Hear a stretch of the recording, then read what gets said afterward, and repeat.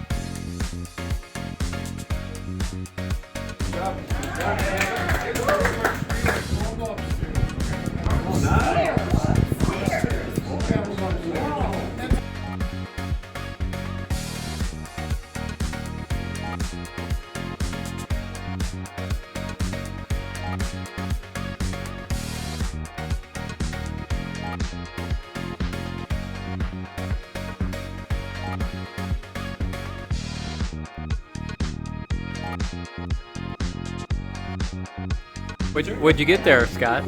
The bourbon. Bourbon. Oh my gosh, it tastes great. What'd you get? That's a good one. Yeah, What'd you my get? gosh. Ice, Italian ice. Ooh, nice. I like the look of it. The bourbon was the first one, the fifth generation, because I did all the flavors.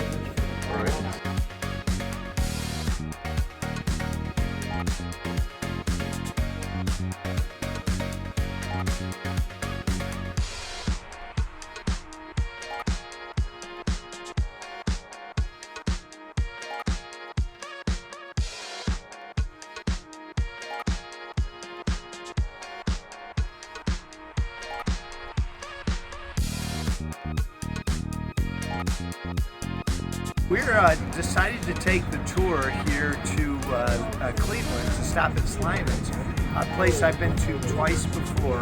Every Fremonter should come to Slyman's in Cleveland. This place serves the most delicious pastrami, corned beef, turkey, and the sandwiches are like this big. They are huge, and it's really worth the trip. It's all part of our Burchard Historic Neighborhood stop. We've had ice cream, and now we're having our deli sandwiches, New York style, in Cleveland, Ohio. So join us for the next stop.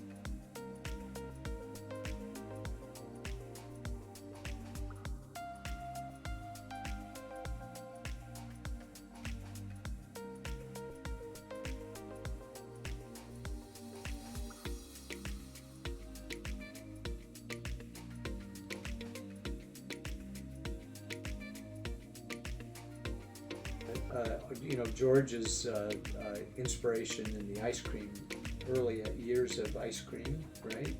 Yeah, Defiance and so on. His flavor career and now his ice cream cabinet has exposed him to a wide range of people throughout the region, right? That's right.